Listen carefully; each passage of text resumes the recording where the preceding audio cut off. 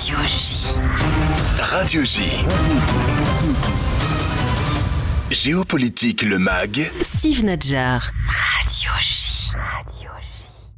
Merci d'être avec nous pour la deuxième partie de Géopolitique le MAG. C'est l'heure de retrouver Léa Landman. Bonsoir Léa. Bonsoir Steve. Et merci d'être avec nous. Évidemment, vous êtes avec nous pour décrypter les enjeux de l'accord trouvé via des médiateurs entre Israël et le Hamas. D'abord Léa, expliquez-nous quels sont les grands points de cet accord qui permettra notamment la libération des otages de manière progressive. Alors comme vous savez, l'accord a été mis en ligne en fait par la presse arabe hier. En résumé, il y a 10 points principaux. C'est un cessez-le-feu temporaire. Israël et le Hamas ont convenu d'un cessez-le-feu initial de 42 jours. Donc, en fait, c'est un cessez-le-feu en 2 phases. Première phase, où seront libérés 33 otages, vivants ou morts, on ne sait pas encore. Et en échange d'un nombre convenu de prisonniers palestiniens en fonction de l'âge, de l'état de santé, le type de condamnation, etc. Mais ça, on y reviendra. Avec notamment la question du veto ou pas israélien. Du veto israélien qui est en train de bloquer maintenant, mais qui probablement va être débloqué, donc on ne va pas en parler. Suspension des opérations militaires israéliennes et des vols de surveillance, accompagnés d'un retrait progressif donc des forces israéliennes des zones densément peuplées de Gaza. La libération sera progressive, donc jour 1, jour 7, jour 14, etc., jusqu'au jour 42. Au 16e jour, on recommence des négociations entre Israël et le Hamas pour la phase 2. Retour des déplacés palestiniens qui pourront, eux, commencer à rentrer. C'est pas clair si c'est à partir du jour 7 ou du jour 22, mais en tout cas, ils pourront commencer à rentrer au nord de Gaza. Ceux qui rentreront à pied ne seront pas contrôlés. Et ceux qui rentreront en voiture seront contrôlés par un mécanisme égyptien et qatari. C'est pas clair encore non plus. Donc, a priori, que des civils, mais c'est sur le papier seulement. Oui, sur le papier, évidemment. Aide humanitaire, l'entrée de 600 camions d'aide par jour, donc sans plus que ce qui est accordé aujourd'hui, y compris du carburant et des équipements essentiels pour la reconstruction et les services hospitaliers. Et ça, ce sera dès le premier jour. La phase 2 est une accalmie durable. La deuxième phase consistera en un cessez-le-feu permanent, la libération des otages israéliens restants et un retrait complet des forces israéliennes de Gaza dans un certain périmètre. Phase 3 et reconstruction. La troisième phase inclut en fait l'échange de toutes les dépouilles entre les parties, ainsi qu'un plan de reconstruction de 3 à 5 ans, supervisé par des organisations internationales, le Qatar et l'Égypte.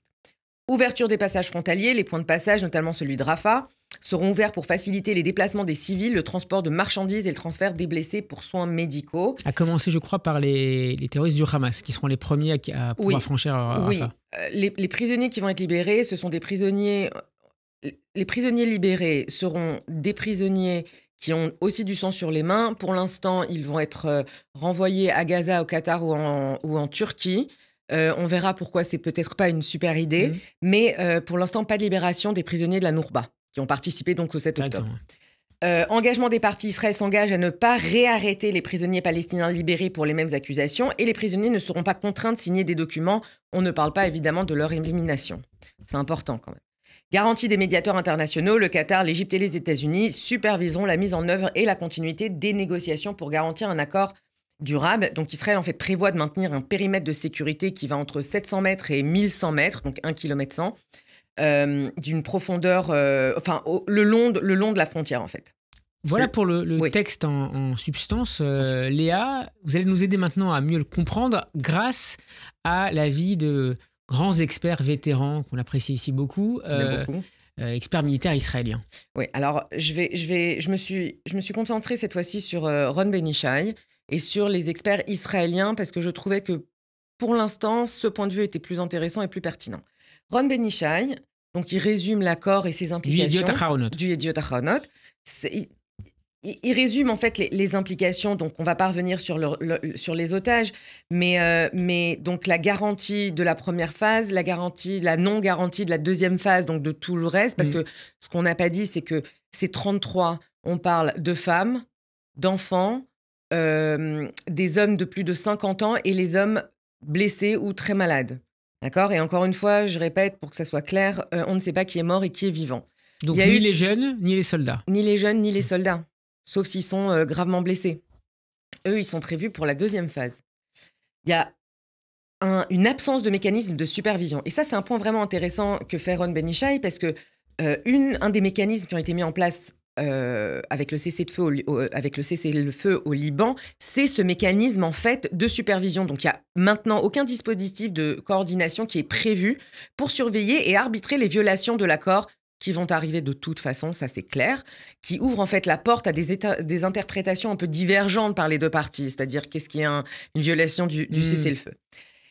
Une autre complexité, c'est que Ron Ben-Ishai estime qu'en fait on a 5 sous-accords distincts. D'accord ? Donc l'accord qui englobe le cessez-le-feu temporaire, des échanges d'otages et de prisonniers, le retrait progressif des forces israéliennes, l'ouverture du passage de Rafah et des dispositions pour l'aide humanitaire et la reconstruction. Ça demande une coordination phénoménale entre des organisations, des États, des pays, des boîtes privées qui va vraiment rendre les choses très compliquées. Un blocage dans l'un de ces accords pourrait entraîner le blocage dans les 4 autres ou l'un des 4 autres, potentiellement. Potentiellement. S'il n'y a pas d'échange d'otages et de prisonniers, tout le reste ne va pas découler. Mais si tout se passe comme prévu, la première phase sera implémentée. Parce que le Hamas a tout intérêt à laisser rentrer maintenant 1 million de Gazaouis dans le nord en fait, de la bande de Gaza. Et puis, on va voir, ça sécurise un peu sa force maintenant à Gaza. Le retrait israélien progressif, donc Israël se retirera en 4 étapes, avec un périmètre de sécurité dont on a parlé, qui n'était peut-être pas exactement ce qu'Israël aurait voulu. Il y a 5 points spécifiques très précis où le périmètre atteindra plus d'1 kilomètre, mais c'est tout en fait. On parle de défense avancée. Défense avancée. Le rôle des médiateurs arabes, donc le Qatar et l'Égypte joueront un rôle clé dans la mise en œuvre de l'accord, et le Qatar financera la reconstruction de Gaza, ce qui pourrait effectivement renforcer le Hamas à long terme. Et ça, c'est vraiment intéressant parce qu'Israël ne voulait pas... de gouvernance politique et administrative. Oui, mais en fait, Israël ne voulait pas que ce soit le Qatar qui reconstruise Gaza, parce qu'on comprend très bien qu'est-ce que ça veut dire. Le pays qui reconstruit ou qui est en charge de la reconstruction a aussi son mot à dire. En Israël, on dit celui qui a l'argent, c'est celui qui a l'opinion. Et vraiment, avoir le Qatar à la frontière israélienne, ce n'était pas prévu. Mais pour l'instant, on ne voit pas les autres mécanismes. Je pense qu'il y a d'autres mécanismes qui seront mis en place et on verra en fonction ce qui prendra en fait de l'ampleur. Mais en tout cas, ça, c'est un point vraiment important d'avoir le Qatar maintenant qui est responsable de la reconstruction. C'est vraiment ironique. La survie du Hamas, l'accord ne mentionne pas explicitement le Hamas, mais permet à l'organisation de rester le principal acteur dominant à Gaza, malgré toutes les déclarations. Alors, les déclarations américaines, israéliennes, tout ce que vous voulez, est-ce que ça veut dire que le Hamas gouvernera de facto après ? Il faut voir quels sont les plans prévus pour la reconstruction et le jour d'après, et la place de l'autorité palestinienne. Ce qui ne plaît d'ailleurs pas à l'autorité palestinienne. Exactement. Ils ont été au Caire la semaine dernière en disant ça va pas le faire, cette histoire. Mais on verra. Impact sur la sécurité israélienne. Si l'accord est respecté, Tsahal devra se préparer à des incursions périodiques, mais ça, on en parle déjà depuis plus d'1 an, en cas de violation ou si nécessité de défendre les frontières. Par exemple, là, il y a déjà un mur qui est en train d'être construit autour ce qu'on appelle Otef Aza, donc les kibbutzim, etc., au Fakim, pour contrer les tirs de missiles anti-tanks. Donc, en Israël, on se pose la question, est-ce qu'on revient en fait à l'idée qu'on n'a rien gagné du tout ? Et le Hamas, donc si Israël prévoit qu'il faut construire des barrages anti-tanks, qu'est-ce que ça veut dire ? Hamas pourra atteindre la frontière à nouveau. Exactement. Soutien américain différencié. Israël mise sur le soutien du président Trump pour mener des actions préventives contre le Hamas, c'est-à-dire faire ce qu'ils veulent en fait, tandis que le Hamas compte sur la volonté américaine de réduire les conflits au Moyen-Orient. Donc toute l'extrême droite israélienne qui s'est réjouie de l'arrivée de Trump, en fait, est en train de se dire... c'est pas qu'il est tellement du côté d'Israël comme lui ne veut pas la guerre, mais il a été clair en fait. Vraiment, on peut dire beaucoup de choses. C'est pas le retour du Trump 1. Non, c'est pas le retour du Trump 1, mais surtout, même le Trump 1 voulait pas de guerre, ça l'intéresse pas. Lui, il veut faire des deals. Lui, il veut la paix. Mais il avait laissé la porte ouverte, notamment à la reconnaissance, annexion d'implantation. Oui, mais il l'a pas fait. Même s'il est revenu ensuite dessus. Il l'a pas fait. Mais c'est même pas le cas aujourd'hui. Et c'est même pas le cas aujourd'hui, mais il ne l'avait pas fait, même quand on était à l'apogée du Trumpisme. Trump veut la paix, il veut pas la guerre, c'est pas dans les intérêts nationaux des États-Unis. Donc, l'objectif militaire non atteint, Israël n'a pas réussi à renverser le régime du Hamas à Gaza, mais à sécuriser la libération d'une partie des otages. Et ça, pour Ron Ben-Ishai, ça justifie les concessions importantes. Je peux vous dire qu'un ami israélien qui est vraiment au stand des négociations. Il dit le deal est bon pour Israël et après on verra. Israël gérera tout ce qu'il y a à gérer après. Mais ce deal doit être fait. Et enfin, les perspectives incertaines du futur, c'est-à-dire le succès de l'accord, dépend de la bonne foi des parties. Et l'avenir montrera si les objectifs des deux camps sont atteints. La paix durable reste évidemment incertaine. On n'est vraiment pas là, quoi. Mais oui, on n'en est pas là, quoi. Là, voilà pour l'avis de Ron Ben-Ishai, expert émérite du Yediot Aharonot. On va se tourner vers un autre grand analyste, Ehud Jahari, qu'on aime beaucoup aussi, notamment de la chaîne N12. Ouais, alors, lui, il fait 2 points vraiment intéressants. Un, c'est que contrairement à l'accord qui dit que les prisonniers avec du sang sur les mains, donc les prisonniers lourds, palestiniens seront renvoyés à Gaza ou au Qatar ou en Turquie. Il dit, mais en fait, Israël fait la même erreur qu'elle a fait dans les années 70 et 80, c'est-à-dire de donner un peu, avec Arkassi Noir aussi, c'est-à-dire... Avec l'accord Shalit. Avec l'accord Shalit, mais même avant, en fait. Parce qu'une fois qu'ils sont plus ni en Cisjordanie, ni à Gaza, il y a zéro contrôle en fait sur ce qu'ils font. Et eux, ils vont apporter un peu de sang frais, de l'énergie.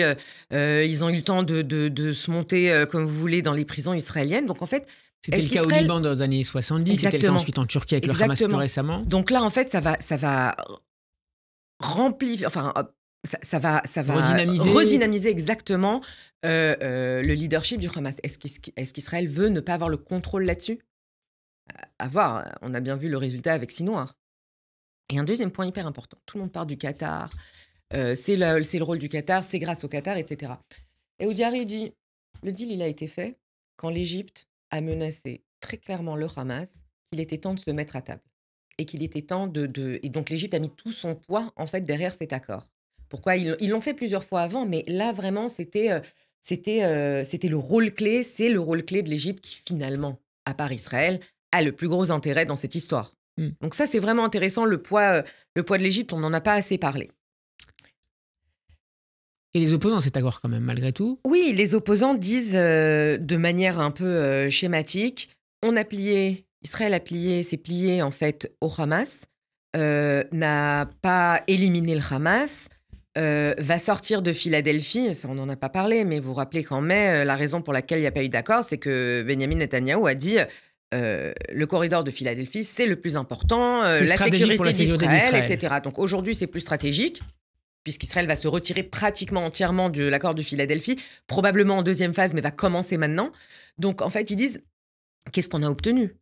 Qu'est-ce qui se passe à Gaza ? Après, objectivement... On ne parle pas seulement des partisans de Ben Gvir, là. Non, on ne parle pas du tout seulement des partisans de Ben Gvir. Même si c'est eux qui sont les plus vocaux sur le danger. Vous savez, il y a d'experts, d'analystes. Alors, on ne parle pas tellement d'experts, d'analystes qui parlent de cette façon parce qu'il y en a quelques-uns. D'accord ? Il y en a quelques-uns qui s'opposent fortement à ce deal. Qui relèvent certaines limites. Oui. C'est d'accord. En gros, ils disent comment Israël se retrouve à 15 mois du 7 octobre avec un Gaza qui est détruit à 70% et avec le Hamas en situation de négociation si importante. Il y a un forum de famille, par exemple, on connaît tous le forum des familles, mais il y a un forum de famille qui s'appelle Forum Tikva. Et eux sont des membres de famille qui ont des enfants otages à Gaza, de la famille à Gaza, et qui s'opposent en fait à tout deal avec le Hamas, parce qu'on ne négocie pas avec les terroristes. Parce qu'en fait, ce qui se passe maintenant, c'est une continuité de Shalit. Derrière. Oui, parce qu'ils disent en fait, on met en danger Israël pour sauver maintenant, mais pour sauver des vies maintenant, mais après. Donc en fait, et il faut entendre ça. Il ne faut pas rejeter en bloc ces arguments. Ce sont des vrais arguments. Le choix après est pertinent ou pas. Pour moi, il est évidemment pertinent. À 15 mois de la guerre, ça aurait dû même se passer en mai. Mais le débat est légitime. Mais le débat est vraiment légitime. Il n'est pas légitime quand il est politique. On entend Ben Gvir dire fièrement que lui a empêché les deals pour des raisons politiques. Ça, on ne parle pas d'eux. On ne parle pas des raisons politiques nettes. Mais il y a des vrais arguments sécuritaires derrière cette histoire. Léa, il nous reste 1 minute. Allez. Pourquoi maintenant cet accord ? Bon, alors ça, en fait, on va le faire en moins d'1 minute. C'est très facile. D'abord, évidemment, l'effet domino au Moyen-Orient. Plus de Hezbollah, plus de Syrie, l'Iran au plus bas de sa force depuis 50 ans. Les milices chiites en Irak, vous avez remarqué qu'il n'y avait plus de tirs d'Irak. Bon, donc en fait, déjà, géopolitiquement, ça fit, ça marche. Plus personne ne soutient le Hamas. Deuxièmement, et le plus important, je pense, c'est que Trump a dit « vous allez faire ce deal ». Et il y a une personne dont Benjamin Netanyahu a peur, c'est Trump. Et il y on a dit aussi que l'émissaire spécial de Trump a mis plus de pression sur Benjamin Netanyahu le dernier week-end que toute l'administration Biden Oui, pendant 4 ans. oui, et il y a eu une coordination incroyable, et inédite, en fait, entre les équipes de Trump et les équipes de Biden. Différents rôles. L'équipe de Biden était là sur les détails. L'équipe de Trump était là en disant « vous allez le faire parce que Trump veut que ça se passe ». Même si Biden, hier, en conférence de presse, a rappelé que c'était ces paramètres qui avaient Oui, été après, repris. il y a eu des guerres de crédit. Je veux quand même rajouter une chose intéressante parce qu'on n'entend pas souvent ça en politique française. Mais Myriam Edelson, qui est une grande donatrice Qui est la femme de... J'ai oublié de son prénom. Edelson. De Edelson, le milliardaire maniade et notamment des Exactement. casinos. Qui est décédée il n'y a pas Décédée. longtemps, qui était des grands supporters de Netanyahou. Ils ne se parlent plus maintenant pour plein de raisons. Elle Qui est à soutient l'origine Bennett. d'Israël Hayom. Oui, du journal. elle soutient Bennett. Et elle a dit à Trump, il faut que ce deal soit fait, il faut faire pression sur Netanyahou. Donc en fait, il y a eu beaucoup d'agencements qui ont Sheldon. fait que... Allez. De Sheldon, oh, merci. De Sheldon et Edelson. Mais bon, en gros, il y a eu plusieurs agencements. Un géopolitique, mais un très personnel, c'est-à-dire Trump qui est là et qui a dit, vous allez faire maintenant. Merci beaucoup Léa Landman d'avoir été Merci. avec nous. On peut réécouter ce décryptage évidemment passionnant et très instructif pour comprendre le détail de cet accord qu'on peut retrouver sur radioj.fr et en vidéo sur YouTube. Bonne soirée, à la semaine prochaine. Merci, à la semaine prochaine.